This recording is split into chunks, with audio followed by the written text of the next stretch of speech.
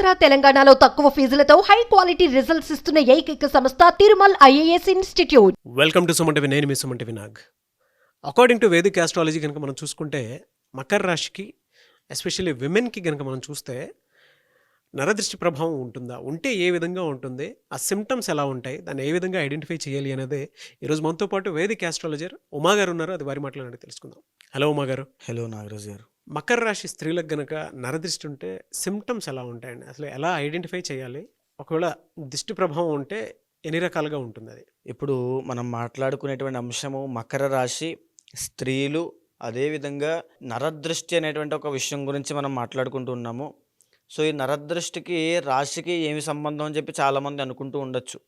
అయితే మనకు జ్యోతిష్య శాస్త్రపరంగా ప్రతి రాశికి సంబంధించి కొన్ని గుణగణాలు, కొన్ని నిర్దిష్టమైన ఆరోగ్య సమస్యలు, వాళ్ళ యొక్క శక్తి సామర్థ్యాలు, వాళ్ళ యొక్క ఇబ్బందులు ప్రతిదీ కూడా నిర్దిష్టంగా ఆల్రెడీ చెప్పబడి ఉన్నారు. అయితే ఈ నరదృష్టి అనేటువంటిది ఒక ఎక్స్టర్నల్ నెగిటివ్ ఫోర్స్ కాబట్టి అది ఎప్పుడైతే మనిషి మీద ప్రభావితం చూపిస్తుందో, అది ప్రభావితం చూపించినప్పుడు ఏ రాశి వాళ్ళు ఎలాగ వాటికి పరిణతి చెందుతారు, వాటికి ఎలా రిఫ్లెక్ట్ అవ్వగలుగుతారు, వాళ్ళకి ఎలాంటి ఆరోగ్య సమస్యలు ఈ నరదృష్టి వల్ల వస్తాయి, ఏ సమయాల్లో వస్తాయి, ఎందుకంటే ఎప్పుడు ఈ రాశి వాళ్ళకి ప్లానెట్స్ వీక్గా ఉంటాయి, ఎప్పుడు ఆ నరదృష్టి ప్రభావం పడుతుంది, దానివల్ల ఎప్పుడు వీళ్ళు వీక్ అవుతారు, వీక్ అయిన తర్వాత ఎలాంటి ఇబ్బందులు వస్తాయి, సో ఎలాంటి ప్రికాషన్ తీసుకోవాలో తెలుసుకోవడం కోసం ఈరోజు మనం ఉన్నాం. ఇందులో భాగంగా ఇప్పుడు నరదృష్టి అనే అంశం తీసుకుంటే ఇది అందరూ ఒక సాధారణమైన విషయం చాలామంది అనుకుంటూ ఉంటారు. కానీ నరదృష్టిలో 5 అంశాలు ఉంటాయి నాగరాజు గారు. అందులో ముఖ్యమైనది మొదటిది ఏమిటంటే సామాన్యమైన నరదృష్టి. అంటే ఉదాహరణకి మీరు ఒక ఫోన్ కొనుక్కున్నారనుకోండి, ఒక వాహనం ఏదైనా కొనుక్కున్నారు, బండి కానీ కారు కానీ కొత్త బట్టలు కానీ ఏదైనా కొనుక్కున్నారు, వేసుకున్నారు అనుకోండి, 10 మందికి చూపించాలనే కోరిక, ఆ తాపత్రయం మీకు ఉంటుంది. విషయంలో మీరు 10 మందికి చూపించినప్పుడు అందరూ మిమ్మల్ని చూడడం వల్ల కాస్తో కోస్తో ఏదో ఒక నరదృష్టి, దృష్టి దోషం అనేటువంటి పడుతుంది. అది సామాన్యమైనదే అయినప్పటికీ వామిటింగ్స్ అవ్వడము, వికారము, మైగ్రేన్, హెడేక్ ఇలాంటి విషయాల్లో కాస్త ఇబ్బంది పడతారు. మీకు ఆ విషయం తెలుస్తుంది. ఎప్పుడైతే ఒక మనిషి సెంటర్ ఆఫ్ అట్రాక్షన్, వాళ్ళే కాదండి మీరు చూసేవాళ్ళు మీకు కూడా అర్థమవుతుంది. మకర రాశి స్త్రీలు గుర్తుపెట్టుకోండి, మీరు ఎప్పుడైనా బాగా అందంగా రెడీ అయ్యి ఏదైనా ఫంక్షన్కి వెళ్ళినప్పుడు అక్కడ అందరూ మిమ్మల్ని చూసినప్పుడు మీరు సెంటర్ ఆఫ్ అట్రాక్షన్ అయినప్పుడు ఆ దృష్టి మీకు మేమే పడిన తర్వాత ఆ తర్వాత రోజు ఆ రోజు రాత్రో మీకు తలనొప్పో, లేకపోతే కడుపులో వికారంగా ఉండడమో, లేకపోతే జ్వరం రావడమో లాంటివి వచ్చి నీరసించిపోతారు. మీకు అర్థమవుతుంది అది దృష్టి దోషం అని చెప్పి మీరు కాస్త నిమ్మకాయలు తీసుకోవడము, సో అలాంటి చిన్న చిన్న హోమ్ రెమెడీస్ అవన్నీ పాటిస్తూ ఉంటారు. ఇది సామాన్యమైందండి మొదటిది. అయితే దీనివల్ల చాలామందికి విల్ పవర్ ఎక్కువగా ఉన్న వాళ్ళకి, అంటే విల్ పవర్ బలంగా ఉన్న వాళ్ళకి ఆ దోషం వెంటనే పోతుంది, ఓవర్కమ్ అవ్వగలుగుతారు.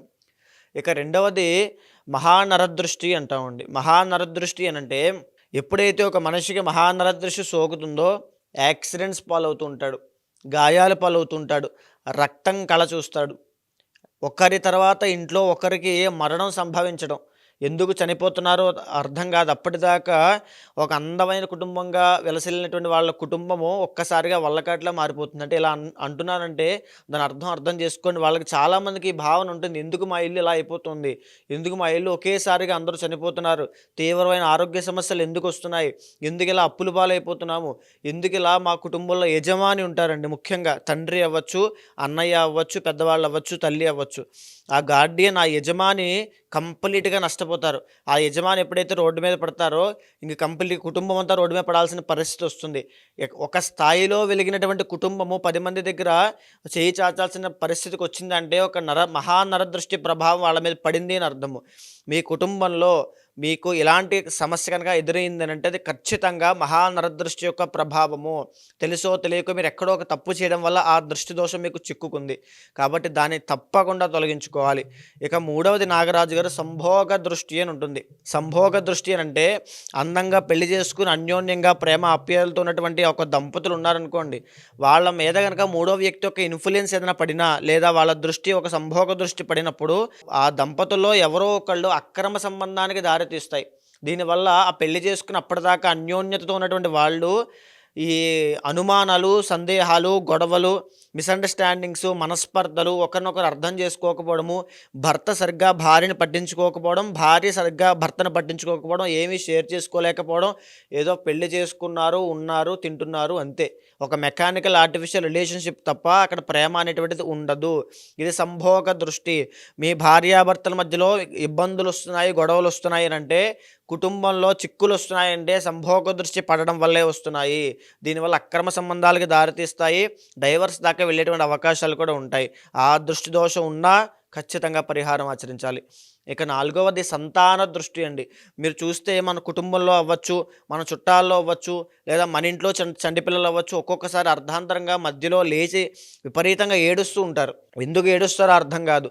ఆకలి వేయదన్నట్టుగా వాళ్ళు ఏం పెట్టినా తినరు, పడుకోరు, తర్వాత చిక్కిపోతూ ఉంటారు, జ్వరము, కడుపులో వాళ్ళకి ఏంటంటే మోషన్స్ అవ్వడము, లేకపోతే అనేక రకాల ఇబ్బందులు వాళ్ళకి అస్తమానం ఆరోగ్య సమస్యలు రావడము. అంటే పిల్లల్లో ఒక వర్చస్సు తగ్గిపోతుంది. ఎప్పుడు అల్లరి చేస్తూ యాక్టివ్గా ఆడుకుంటూ ఉండేటువంటి పిల్లలు ఎప్పుడూ దీనంగా ఏదో ఒక పేలగా అలా ఉంటూ ఉంటారు. సంతాన దృష్టి అంటారు. ఈ సంతాన దృష్టి ఉన్నప్పుడు వాళ్ళే కాదండి, ఉదాహరణకి కన్సీవ్ అయిన తర్వాత నుంచి ప్రెగ్నెన్సీ లోపులో కనుక సంతాన దృష్టి ఆ లేడీ మీద పడింది అని అంటే ఖచ్చితంగా సంతానం నష్టపోతారు. మిస్క్యారీ ఖచ్చితంగా అవుతుంది. సంతానం నిలబడడం లేదు, ఏదో అయింది అనుకుంటుంటారు చాలామంది. దానికి కారణము సంతాన దృష్టియే. అది ఉండగా సంతానం నిలబడదు. కాబట్టి చాలా జాగ్రత్తగా ఉండాలి. ఇంకా చెప్పాలంటే నాగరాజు గారు, సంతాన దృష్టి విషయంలో చదువుకునే పిల్లలు, టీనేజ్ అవ్వచ్చు, 10th అవ్వచ్చు, ఇంటర్ కానీ బీటెక్ కానీ, వీళ్ళలో సంతాన దృష్టి ఎప్పుడైతే పడుతుందో స్టడీస్ పరంగా కాన్సన్ట్రేషన్ తప్పి వ్యసనాలు బారిన పడడము, తాగడము, తిరగడము, జల్సాలకి డబ్బులు వృధాగా ఖర్చు పెట్టడం, అంటే రాంగ్ డైరెక్షన్లోకి వెళ్ళిపోవడం, ఇదంతా కూడా సంతాన దృష్టియే.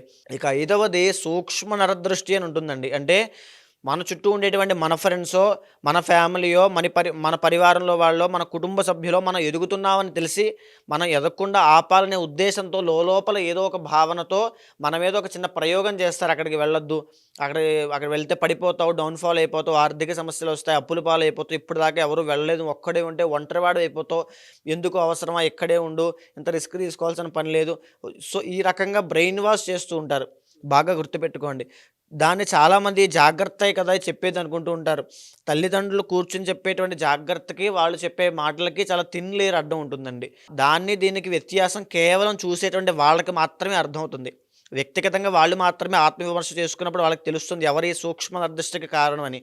ఎప్పుడైతే ఆ సూక్ష్మ నరదృష్టి కారణం అవుతుందో ఆ వ్యక్తి ప్రయత్న లోపంతో, అంటే తనంతట తానుగా ప్రయత్నాన్ని విరమించుకుంటాడు. మీరు ఉన్నారనుకోండి, ఏదైనా ఒక దాంట్లోకి వెళ్ళి పెద్ద విజయం సాధించాలి, కొత్త రిస్క్ తీసుకుని ఒక కొత్త ప్రాజెక్ట్ స్టార్ట్ చేయబోతున్నాను అనుకోండి, నేను పక్కన నుంచి అవసరం అండి, నేను మీ మంచి కోరి చెప్తున్నాను, వద్దండి అన్నాను అనుకోండి, సర్లే ఎందుకులే మన మంచి కోరేగా చెప్తున్నారని ఆగిపోతారు. అంటే మీకు అక్కడ ఒక విజయం రాసి పెట్టున్నప్పుడు ఈ సూక్ష్మ దృష్టి వల్ల మీ అంతటి మీరే ఆగిపోతారు. సెల్ఫ్ కాన్ఫిడెన్స్ తగ్గిపోతుంది, ఓవర్ థింకింగ్ ప్రాబ్లం పెరుగుతుంది, డిప్రెషన్ పెరుగుతుంది. దానివల్ల మీకు సక్సెస్ అనేది రాదు. ఈ 5 రకాల నరదృష్టిలు మనిషిని వేధిస్తూ ఉంటాయి ఒకానొక పరిస్థితిలో, ఒకానొక సందర్భంలో, వారి ప్లానెట్స్ పొజిషన్ బట్టి. అయితే ఇప్పుడు ప్రస్తుతం మనం మాట్లాడుకునేది మకర రాశి వాళ్ళకే కాబట్టి ఈ మార్చి 30వ తారీఖు తర్వాత వీళ్ళకి ఏలినాటి శని దోషం వెళ్ళిపోబోతోంది. ఇక్కడి నుంచి వీళ్ళకి పట్టేటువంటి దృష్టి అంతా కూడా మహానరదృష్టి, సూక్ష్మ నరదృష్టి. ఈ 2 దృష్టిలు పట్టడం వల్ల ఆర్థిక సమస్యలు విపరీతంగా పట్టబోతున్నాయి. ఎందుకనంటే మే 18వ తారీఖు తరువాత వీళ్ళకి 2nd హౌస్లోకి రాహు రాబోతున్నాడు. దీనివల్ల ఆర్థికపరమైన ఇబ్బందులు ఉంటాయి. రూపాయి కూడా దాచుకున్నది నిలబడదు. ఈ మాట బాగా గుర్తుపెట్టుకోండి. మహానరదృష్టి యొక్క ప్రభావము. ఏదైనా వస్తువు కొంటారు, అది వస్తువు పాడైపోతుంది. వాహనం కొంటారు, అదే యాక్సిడెంట్స్గా అవుతుంది. అంటే ఇలా అంటున్నానని ఏమిటంటే జాగ్రత్త కోసం చెప్తున్నాను, ప్రికాషన్ వల్ల చెప్తున్నాను. ఇదంతా కూడా వాళ్ళ సిమ్టమ్స్ ఎలా ఉంటాయి. ముఖ్యంగా ఇప్పుడు మకర రాశి ప్రభావం ఉండేటువంటి ఉంటుంది. అంటే ఎన్ని దృష్టి ప్రభావాలు ఉండే అవకాశం ఉంటుందండి? ముఖ్యంగా వీళ్ళకి 2 దృష్టి ప్రభావాలు ఉంటాయండి, మహానరదృష్టి, సూక్ష్మ నరదృష్టి. ఎందుచేతంటే వీళ్ళకి ఎప్పుడైతే మహానరదృష్టి ప్రభావం సోకుతుందో మకర రాశి స్త్రీలకి వీళ్ళకి డైజెస్టివ్ ప్రాబ్లమ్స్ వచ్చే అవకాశం ఉంటుంది, తర్వాత పీసీఓడి ప్రాబ్లమ్స్ వచ్చే అవకాశం ఉంటుంది, తర్వాత అందవిహీనత్వం అంటే అప్పుడు దాకా చాలా సౌందర్యంగా అందంగా ఉన్నవాళ్ళు, అంటే ఏలినాడిసిని పోయిన తర్వాత చాలామంది ఒక రకమైన ఉపశమనాన్ని పొందుతారు.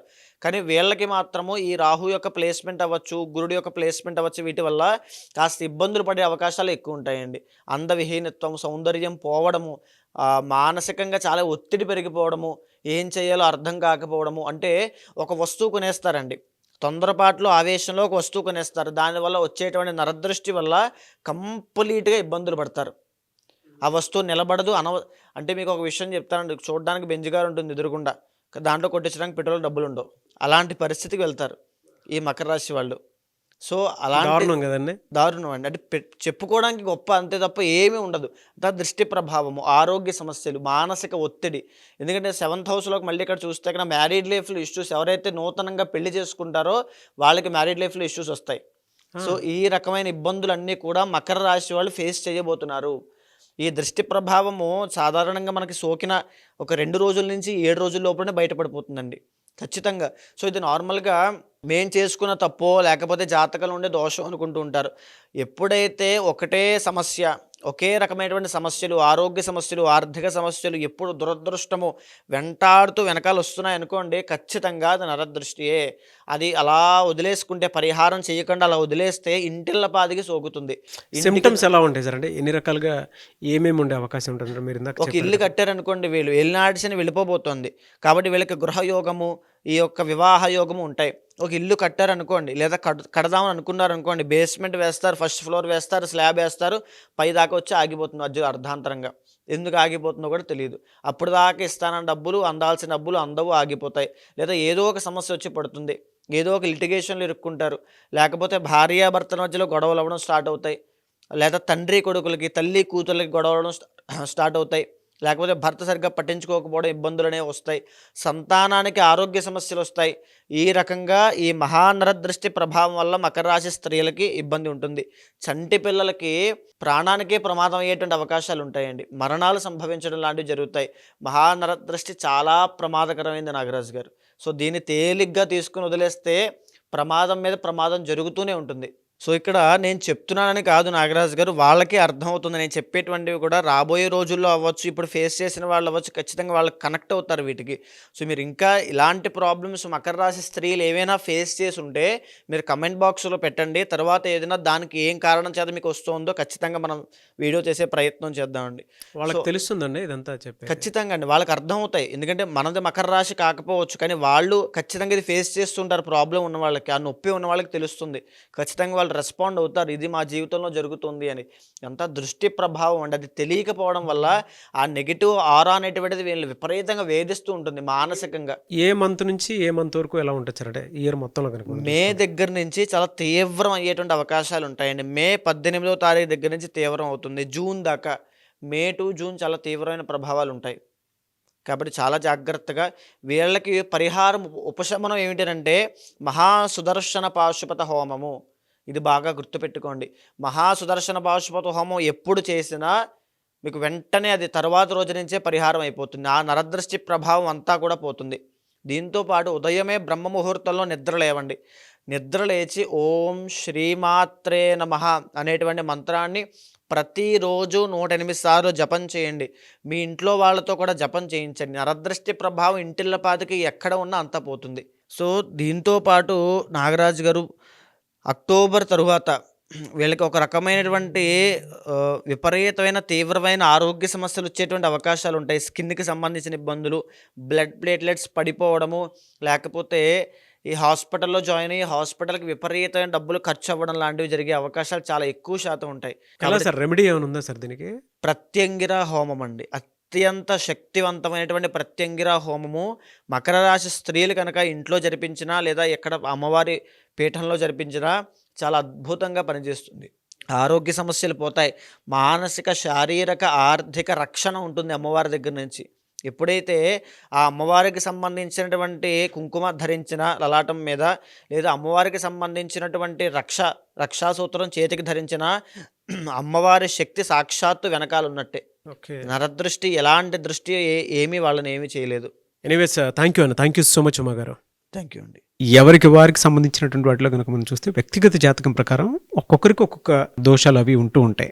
జనరల్గా మీ దగ్గరకు వచ్చి ఏదైనా యజ్ఞాలు, యాగాలు, హోమాలు చేయించుకుందాం అనుకున్నటువంటి వాళ్ళు ఉంటారు, పెళ్లిళ్ళకు ముహూర్తం పెట్టించుకోవాలి అనుకున్నటువంటి వాళ్ళు ఉంటారు, దాంతోపాటు కొంతమంది అన్నప్రాసన వాటికి సంబంధించింది కూడా ఉంటుంది, కొన్ని యజ్ఞాలు, యాగాలు, హోమాలు.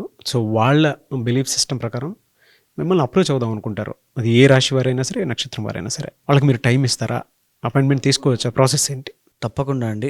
మీరు కింద కనిపించేటువంటి నెంబర్కి కనుక కాంటాక్ట్ అయితే, ముఖ్యంగా ఈ జ్యోతిష్ శాస్త్రంలో ఎలాంటి సమస్యలున్నా, సందేహాలున్నా, లేకపోతే ఏదో మా మీద దుష్ప్రభావాలు ఉన్నాయి, ఇంట్లో శుభకార్యాలు ఆగిపోతున్నాయి, ఏంటో తెలియనటువంటి జీవితంలో అయిపోతుందనేటువంటి బాధ కానీ ఏమైనా ఉన్నా ఖచ్చితంగా జ్యోతిష శాస్త్రం అనేటువంటిది ఒక నిర్దిష్టమైన పరిహారం ప్రతి ఒక్కరికి చూపిస్తుందండి. యాస్ట్రాలజీ అనేటువంటిది ఒక ఆయుధం లాంటిది మన భారతదేశంలో. ఇది వెస్ట్రన్ కల్చర్లో కూడా అలవాటైందంటే దీని యొక్క పవర్ ఏంటో ఆలోచించవచ్చు. సో యాస్ట్రాలజీ ద్వారా ప్రతి మనిషిని ప్రిడిక్ట్ చేయొచ్చు. ఆ వ్యక్తికి ఎప్పుడు ఎలాంటి సమయాల్లో ఎలాంటి జాగ్రత్తలు తీసుకోవాలో తెలుసుకోవచ్చు. ఎలాంటి ఆరోగ్య సమస్యల విషయంలో జాగ్రత్త ఉండాలి, ఎలాంటి వృత్తి వ్యాపారంలో సక్సెస్ అవుతాడు, ఎలాంటి సమయంలో పెట్టుబడి పెట్టాలి, స్టాక్ మార్కెట్ అవ్వచ్చు, లేకపోతే ఇన్వెస్ట్మెంట్స్ అవ్వచ్చు, గోల్డ్ అవ్వచ్చు, ప్రతి దాని విషయం గురించి ఈ ఆస్ట్రాలజీ చాలా కూలంకషంగా డీప్గా చెప్పింది. కాబట్టి దీన్ని అర్థం చేసుకునే విధానంలో తప్పకుండా అప్రోచ్ అవ్వచ్చు. ఖచ్చితంగా ఆ ముహూర్తాలకైనా సరే, యజ్ఞ యాగాదులకైనా, ఏ పూజా కార్యక్రమానికైనా తప్పకుండా అపాయింట్మెంట్ తీసుకోండి. కన్సల్ట్ అవుతాను, ఖచ్చితంగా చేపిస్తాను. డెఫినెట్గా అండి.